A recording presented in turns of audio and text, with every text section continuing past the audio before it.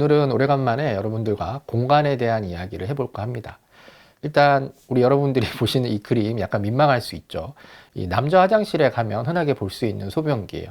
근데 이 소변기가 언뜻 보기에는 되게 위생적이고 깔끔해 보이지만 이 디자인이 처음 나와서 사용화됐을 때 위생적인 큰 문제가 일어납니다. 이 남성분들이 이 안에다가 소변을 보면 괜찮은데 자꾸 이 옆에다가 흘리는 거예요.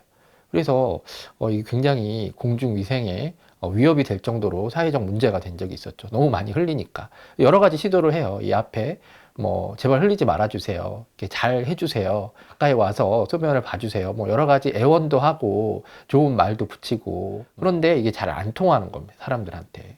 그런데 이 디자인에 아주 사소한 변화를 하나 줬는데 그렇게 옆으로 흘리는 비율이 무려 80%나 줄어드는 엄청난 변화를 일으키는 디자인이 하나 있었어요. 그게 어떤 걸까요? 자, 이 파리입니다. 파리. 이 소변기 안에 조그마한 파리를 하나 그려놨더니 비위생적인 현상이 개선이 되더라는 거예요. 왜 그렇게 개선이 됐을까요? 우리 남성분들의 본능 속에는 이 파리를 보면 어떻게든 이 파리를 맞춰야겠다라는 그런 사냥 본능이 잠재돼 있었던 거죠. 이 파리를 보는 순간 본능이 일어나서 자꾸 이 파리를 향해서 공격하게 되니까 주위에 흘리지 않고 제대로 소변을 보게 되는 그런 현상이 일어난 거죠. 참 재밌는 현상이죠. 그리고 또 한 가지 더 있습니다. 이 네덜란드의 반무프라는 자전거 회사에서 만든 자전거가 주로 미국으로 수출이 돼요. 굉장히 비싼 가격에 팔리는 자전거죠. 우리나라에서도 이 자전거를 사려면 200만 원에서 300만 원 정도의 가격을 줘야 되는 고급 자전거인데 문제는 이 자전거가 덩치가 크잖아요. 그리고 완전 분해해서 수출을 할 수도 없고 어느 정도 이 완성품이 된 상태에서 큰 모양대로 포장을 해서 수출을 하다 보니까 자꾸 파손이 되는 거예요. 이 파손율이 굉장했다고 해요. 그러니까 너무 함부로 다루는 거죠. 그래도 여러 가지 다양한 시도를 하고 애를 써도 이 파손율이 줄어들지 않더라는 거죠. 그런데 또 아주 사소한 변화, 사소한 어떤 시도 하나로 무려 파손율이 80% 이상 줄어드는 또 획기적인 효과를 낸 디자인이 있죠. 그게 뭐냐면 포장지를 이렇게 만든 겁니다. 자, 이 포장지가 언뜻 보면 뭐 같죠? 네, TV 포장지 같죠. 이 미국 사람들은 TV를 굉장히 중요하게 생각한대요. 그래서 TV를 함부로 던지거나 뭐 이렇게 함부로 훼손하는 행동을 잘 하지 않는 거죠. 그래서 이 자전거예요. 자전거인데 이 안에 TV 모양만 그려놨더니 무려 파손율이 80%나 줄어들더라는 거죠. 이렇게 큰 변화를 주지 않고 살짝 건드리는 정도의 어떤 개입으로 변화를 이끌어내는 걸 이제 너치 효과라고 합니다. 너치 효과. 특히 공간에서의 너치 효과는 우리의 잠재된 본능, 파리를 이렇게 자꾸 쏘고 싶은 우리의 본능이나 아니면 TV는 던지면 안 돼라는 우리가 가지고 있는 고정관념을 활용하는 경우가 많아요.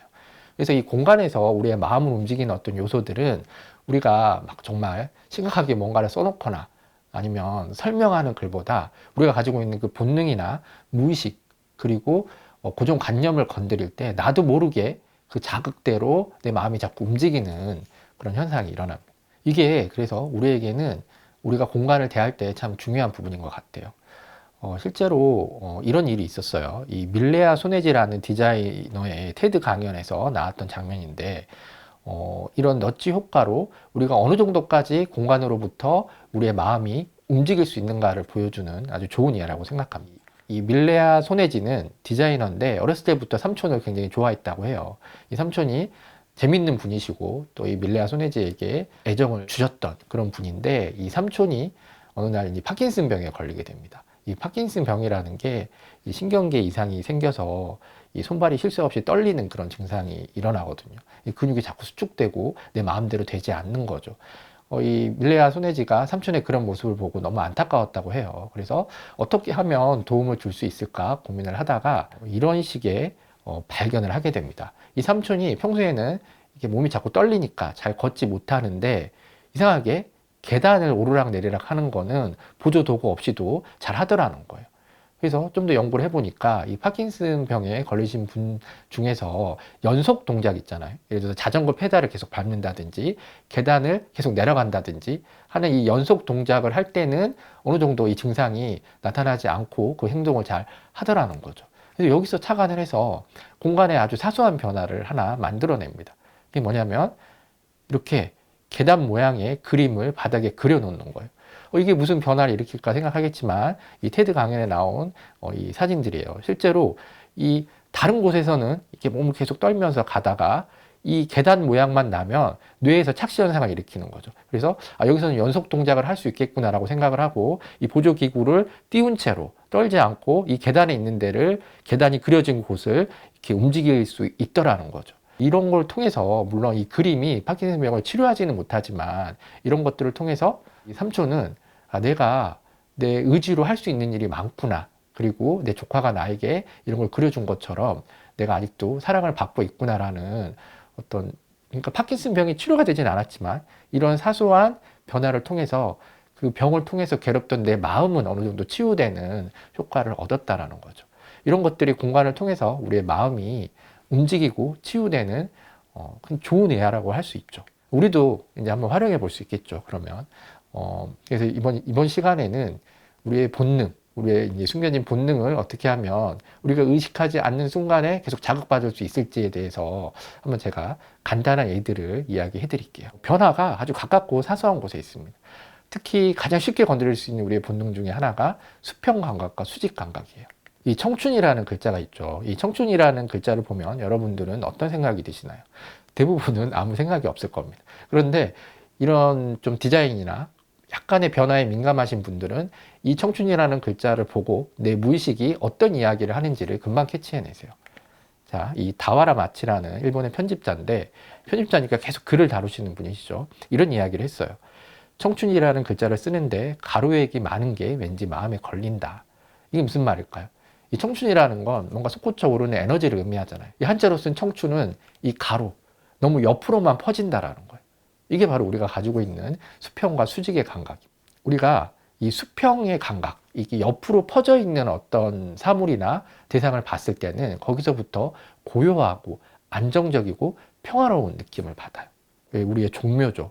종묘에 가보면 막 뭔가 욕구가 솟구치고 그런 느낌이 들지 않죠. 뭔가 평화롭고 정화되어 있다는 느낌이 듭니다.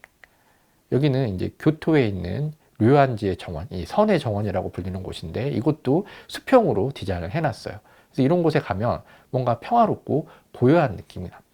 이렇게 수평으로 되어 있는 곳에 가면 우리도 모르게 뭔가 좀 가라앉고 속도가 느려지고 그리고 정적인 그런 본능이 일어나게 되는 거죠. 여기는 싱가포르의 인터레이스라는 아파트인데 우리가 짓는 아파트들은 대부분 위로 솟구쳐서 높게 짓잖아요. 그런데 여기는 최대한 수평 감각을 활용해서 레고의 조각처럼 옆으로 이렇게 엮어놨습니다.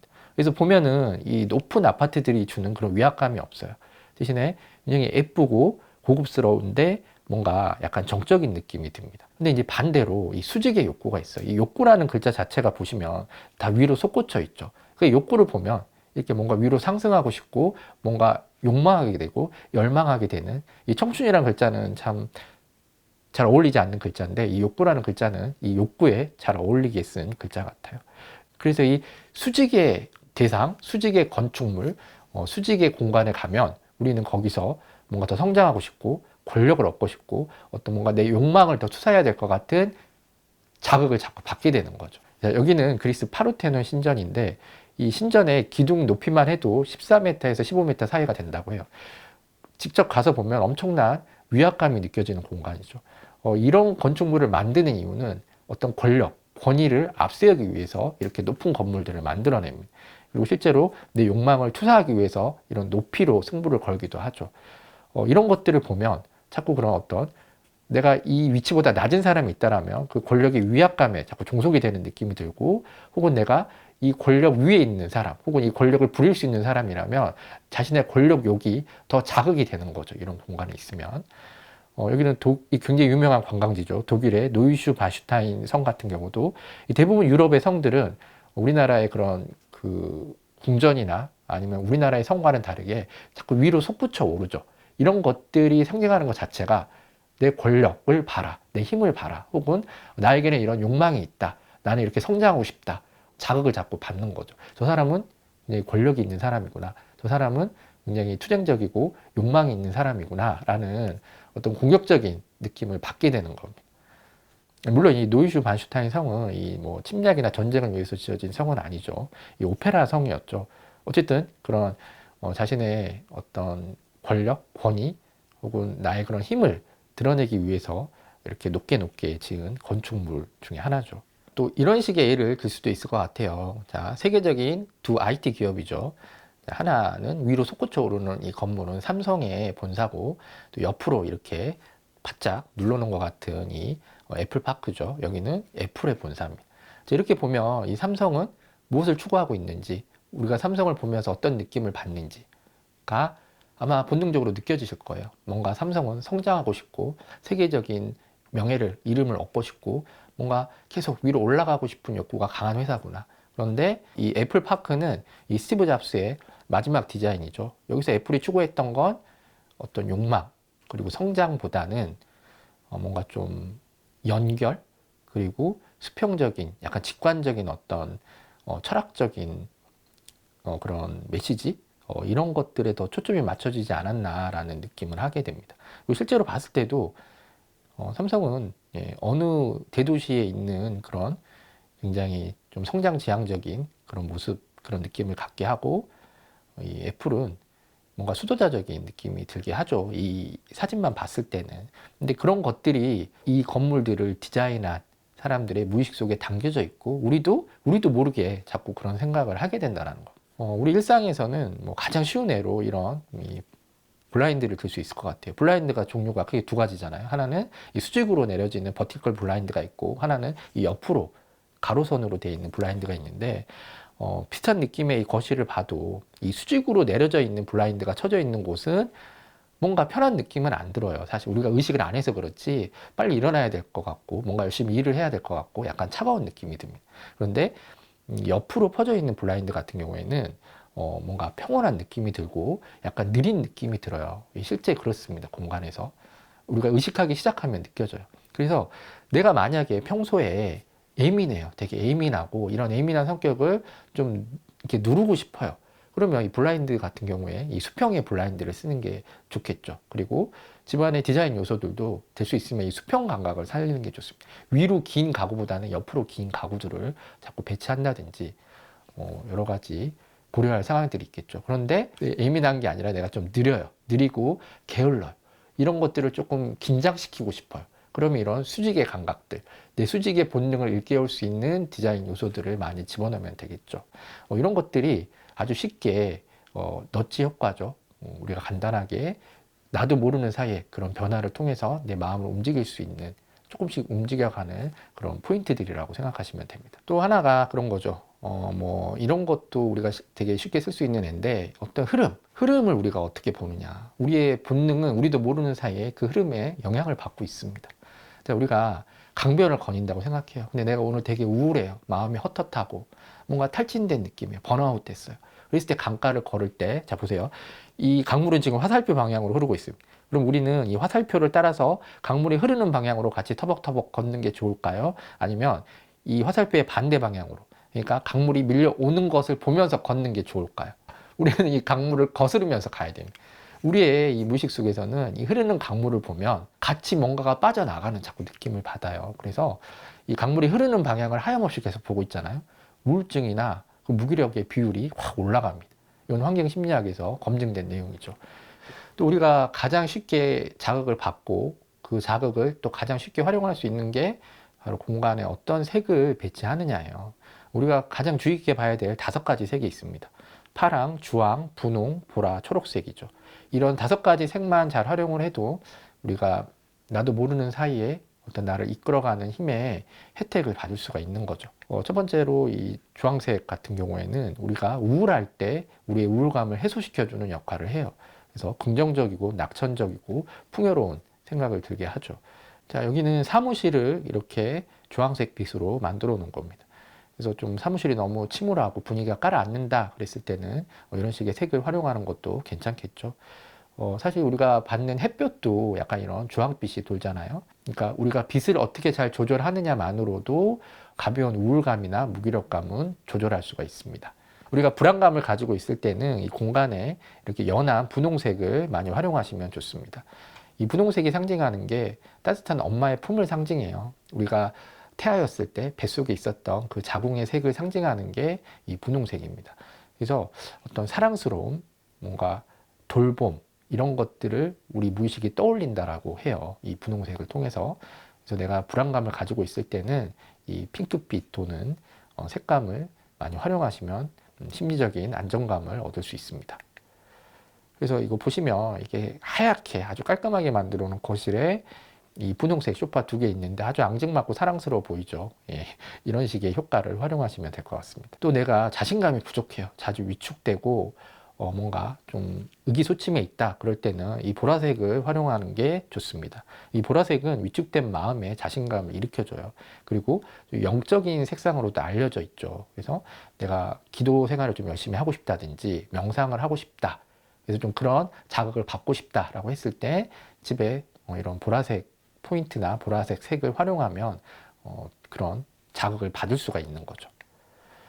그래서 이런 식으로 침실에 보라색을 활용하면 자는 사이에 나도 모르게 그런 자신감이 축적될 수도 있겠죠. 내가 평소에 집중력이 좀 떨어져요. 산만한 편이다. 그랬을 때는 이 초록색을 활용하면 도움을 받을 수 있습니다.